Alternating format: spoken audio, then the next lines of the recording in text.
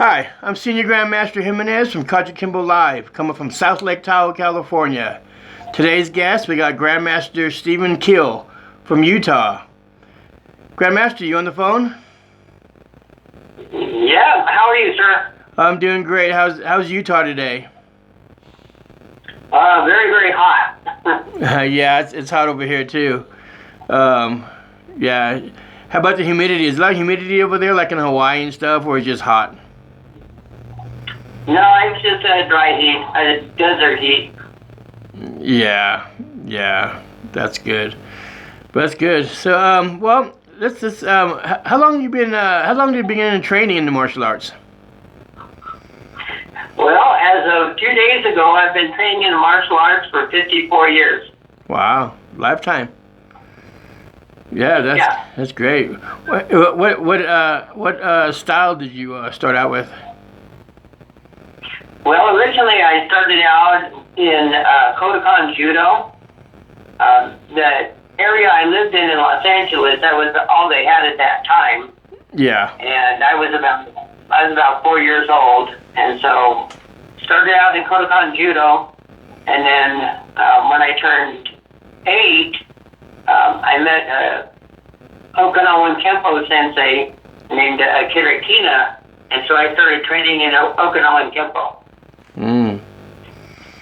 That's cool. And kept training in both styles. Kept up my judo and kept up my Okinawan Kempo till I was about 16, and then they shipped me off to a school, martial arts school in northern China at a temple there. Wow. And that's where I studied, my Kung Fu styles, which is Northern Dragon and Tiger style, Black Tiger style.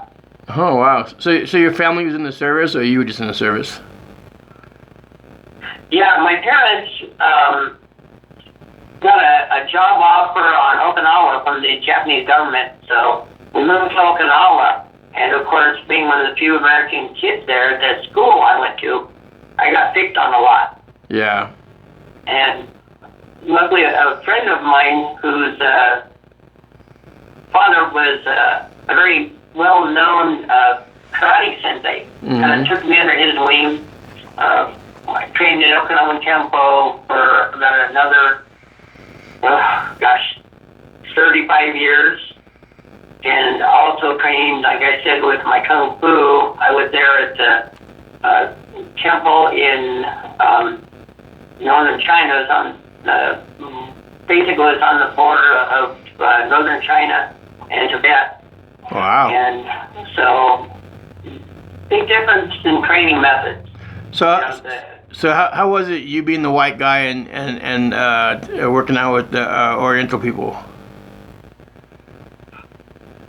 Yeah, it was quite something, because in Japan, the Japanese senseis are very strict and to the point. You did it this way because I said so, and I taught you, and I know how. Yeah. And the Chinese were more like, well, you can try your way, but if you get seriously hurt, we don't want to hear about it. So it was quite interesting, not to mention the difference in diet and the difference in training. And I still keep it up. I just got down a phone call long distance from my sensei in Naha City, Okinawa, and he just turned 102 3 days ago, so yeah. I keep up. So is there a big difference between learning overseas than learning in America, did you find? Yeah, because of course overseas, especially on Okinawa, the tournaments are full contact. Yeah. And the only thing you got to wear was, you could wear a mouth guard and then a cup or something to protect you down low. Yeah. And that was it. And it was full contact. You got points for hitting certain parts of the body. There was 1 or 2 areas that you had to do light points, light taps. Yeah. To hit, because it's dangerous. But other than that, it was, whoever hits harder and faster won. That's right. That's what's lacking these days, because you can't, a lot of studios now, they're not making contact because they don't want to get sued, and they're kind of babying the kids. But then what happens is, when they turn around and get into a fight and they get hit, they don't know what to do, or even an adult. A lot of people has never been hit before. So if you've never been hit and you do get hit, you kind of freak out. This is why when we trained, we always hit hard and blasted. And if, if you didn't block, well, that's your fault. You didn't block. You get a fat lip, that's your fault. You didn't block. But they know how to get hit, so they'll be able to defend themselves. Well, yeah, it's a big difference. If you're in a street fight, you're going to hit as hard and fast as you can because that's your only choice. That's your only option. Sure. But if you're too used to point fighting and light hitting, you do that, of course, in the street fight, and you're going to get hurt. Oh, of course. That's what. And so I've always trained my students, full contact, and this is where you hit, this is how you hit, and this is why. Sure. And of course, in Okinawan, they put a lot of importance on kata. I do the katas because they're required, but and when my students come up and they've reached black belts or higher and they ask me about kata, I will tell them, well, this is what katas are for. This is why we use the katas as a training tool. But this is what the katas are really for. Yeah. It's learning how to hit hard and fast and where to direct your strikes. Well, plus it's the foundation of the martial arts too, because anybody can put a pair of gloves on and go out there and slug away. But it takes a certain kind of person to be able to master the forms, which takes a lifetime anyway, to get that down.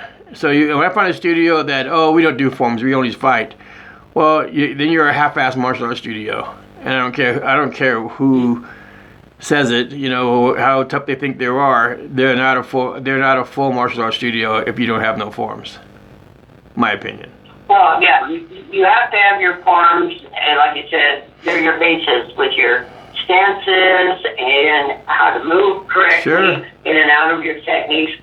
Without that knowledge, you have no technique. Exactly. So what were some of the benefits of you training? Okay, say that again? I said, what were some of the benefits of training in the martial arts? I always like the health benefits. I tend to be a little heavy if I let my weight go, so I like to keep my weight down. I like to keep my reflexes good and sharp. Yeah. And I practice a good 8 to 10 hours every day of the week, except Sundays. And I've always found that, if you keep training and training and training, that if a situation does come up where you need to rely on it, it's there, it's ready to go, and you don't have to worry about, knowing where to hit or how to hit. It's just there. You train your body and your mind, and the technique is there, and it's permanent. Oh, sure, yeah. What about training the children? Training kids? Yeah, no. What do you feel about training kids? Well, I believe the same way that my sensei did. I started training at the age of 4, which was kind of young. Usually they don't start training them on Okinawa until they're at least 5 or 6. Yeah. But, again, there's your bases, there's your stances, your eye-hand coordination, your ability to move in and out of a situation, and the ability to know when to strike and when not to strike. Sure. Yeah. Yeah. I started my at my studio. I always charge sign them up at 5 and above. I have taken a student at actually 1 or 2 at 3.5. And the 3.5-year-old girl is one of my top black belts, Grandmaster Baka. His sister, when she was 3.5 and he was like 8. Anyway, but she wanted to be one of my top black belt fighters. I mean, she stuck with it at 3.5 years old. She was out there in the Pee-wee division just tearing it up at 3.5. People used to get a crack out of her, watching her and stuff. But I usually push 5 and up because it's a little too hard when they're that young. Yeah, especially when you're training full contact. I found that 5-year-old boys, if you put some good training gear on them and you teach them how to focus, how to pay attention to what's going on, it's actually really good for them. Girls, I tend to not want to really start them until they're usually about 6 or 7, simply because they have a tendency to not really get into hard contact.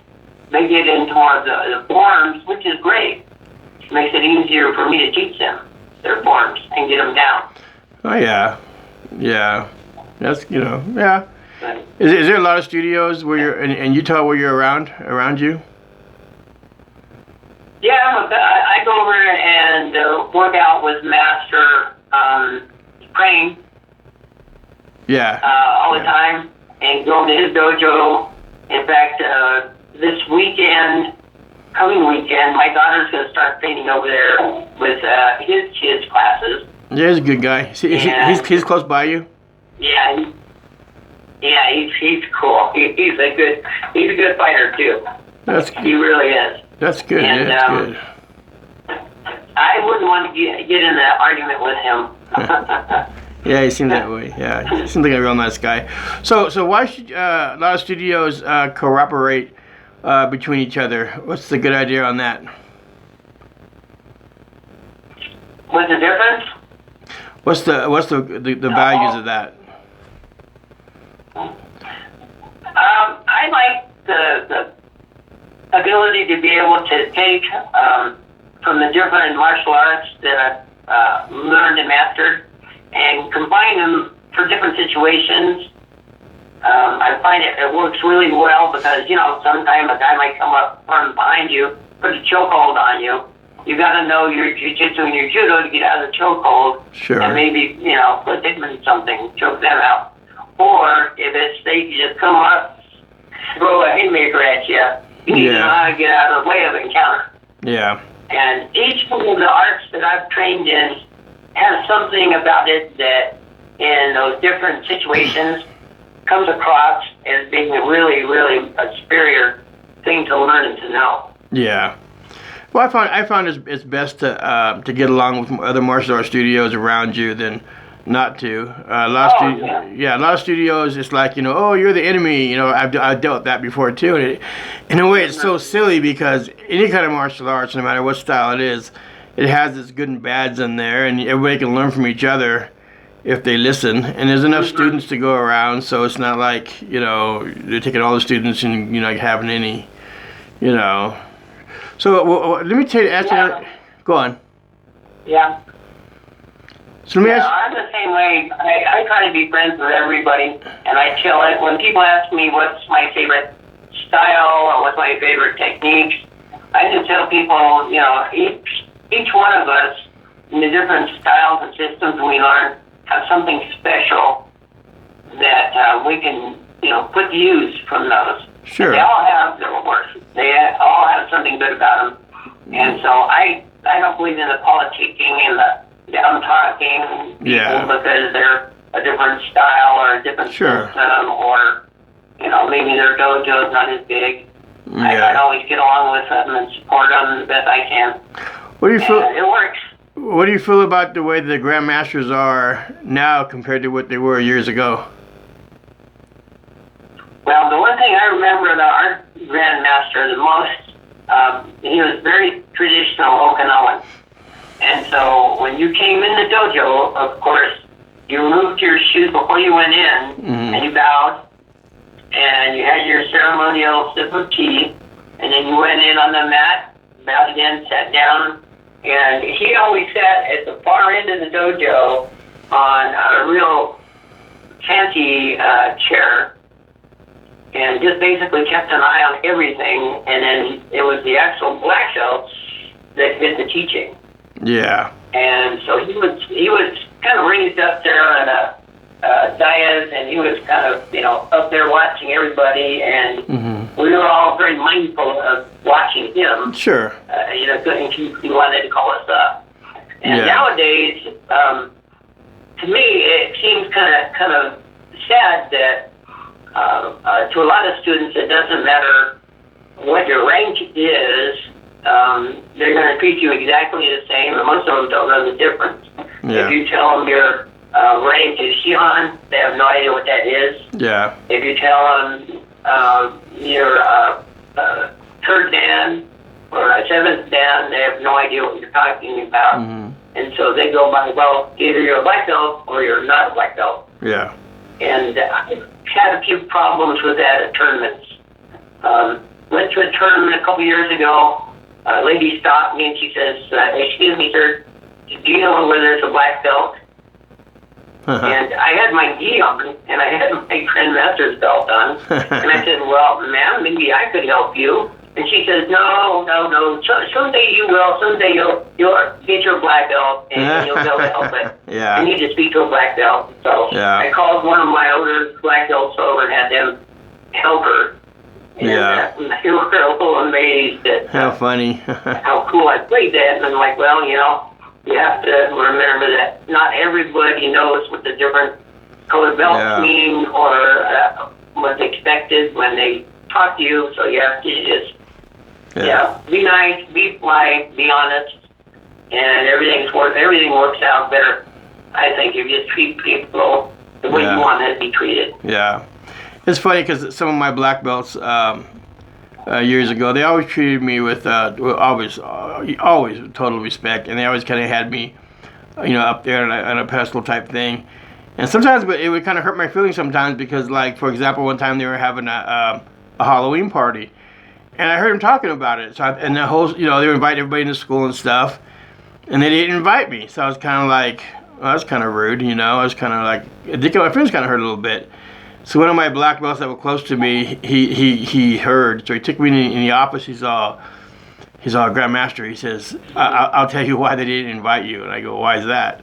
He says, well, he goes, they're gonna smoke pot there, and they're gonna drink and stuff like that, and they don't want to disrespect you by doing that in front of you. And I was just like, well, I'm not that old, I mean, I don't smoke pot, and I don't drink. But I go, you guys could, outside the studio, if you guys want to do that, that's your thing.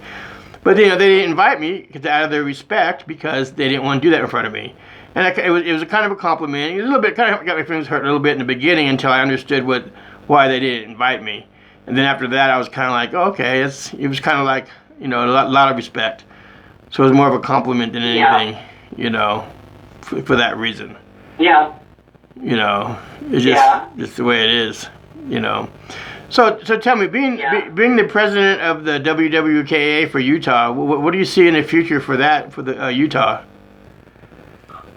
Well, mainly right now we're kind of get Master King moved into his new dojo, and then I'm going to be setting up my dojo here in headquarters here in St. George, and then we're going to try and see if we can't. Depending on the virus, get some tournaments going. Yeah. We used to have a pretty good tournament circuit here going between southern Utah and northern Utah, like Salt Lake and that area. Yeah. And I'd like to see get that going again, and see if we can get some seminars going also. I know you and Grandmaster Ligera are very busy, but I think it would be nice if we could maybe borrow some of your time, maybe a day or two, and have you come down and meet all the students. And I would like that. I would like that. This virus has caused a lot of problems with a lot of people. Even for us, I mean, that we were scheduled to go all over the world, and then this virus hit, and it kind of took a total, back seat to it, and we're still going to go, but I just want to make sure that it's 100% safe to go. I don't want to go and take no chances of getting sick or anything or bringing it back. And I know the same thing with Greg Ligera, Senior Grandmaster Greg Ligera, same thing. He doesn't want to do that and stuff. And then, it's working out. Like I said, I know Russia wants me to come down there really bad. All them places. Some places we can't go, like Iran. We're not allowed there. And I wouldn't go there anyway, but get shot. But there's a few countries where they've invited me to go, and I told them, well, give it another year, and we'll talk about it then. Well, I always ask them. I go, let me ask you a question. I go, will I be safe? And if they go, well, as long as you're with me, you'll be okay. Well, I took care of that. I won't go. You know, I just won't go. Seriously. You know. Well, I just remind them. I say, well, I just turned 64, and that's old enough that I really don't want to take a chance on catching that. Yeah. Even though I had my shot. I had mine too. And they said that I'm okay. I'd rather not take the chance. Yeah, I had mine too. You know, I don't like needles, but you know, I'd rather be safe than sorry. You know, and I took my shot. You know, plus I got my 3 little children I take care of, and I put at Easter time I put them back into school. So I wanted to make sure I had that shot before I put them back, because I didn't want them to, you know, bring it back to me, or I didn't want them to get sick and stuff like that. Yeah. You know. So what do you? That's the same with my 8-year-old. My 8-year-old, her school never closed, so she's been in school the whole time. Oh, and no. they just let out last week for summer vacation. No, they were closed. They were closed up here for almost 6 months, and then they started bringing people in there part time. You know, a couple of days a week and stuff. And then it had the homeschooling, but that was just too hard on me. And then so I said, okay, well, Easter, I'll get my shot, and then I'll take them back in there after Easter break, and that's exactly what I did. You know, so they were fine. Mm-hmm. Yeah. So let me ask you the last question. So what do you see yourself in 10 years from now? I ask this question to everybody. Hopefully, still teaching. Hopefully, passing on all that I've learned and that my senseis and my masters have taught me, and kind of continue to be a good example of what a good martial arts instructor should be, and a good person should be. And hopefully a nice cabin up in the mountains where I can sit by my favorite trout stream and fish on the weekends. Yeah. I used to live in Discovery Bay, and I lived on the water. Well, I lived in a country club first, and then we had 2 houses actually. The one house was on the water, and I would just get up in the morning, go right down to the dock, you know, throw out my line, you know, and at nighttime it was the life, you know. And I lived in the country club. I had my boat at the yacht club, and they always had it in the water for me. I used to go strapper fishing every morning. You know, I did that for almost 20 years, and then I moved back up here to my house in Tahoe, and you know, the lake gets too rough out there. I've been out there before, and you get whitecaps out there, and so it's not worth it for me to go out there. You can jet ski and stuff, but to go fishing, it's just in a snap of an eye, it gets really bad out there. You know. Yeah, I hear that. Where I lived in California, we used to go. I lived Santa Barbara area, and we used to go out on the pier every Sunday and Saturday morning, and fish. And about the only thing we would ever catch is rays, sharks, things like that. Oh, but it was just, you know, something fun I do. Yeah. Relaxing, calming. And then I could go ahead and get my meditations done, and then start my training for the day. I went for almost 20 years every day by myself, because my wife at the time, she didn't want to go, and you know, if she did, I had to pull nails for her to go. So I just went by myself.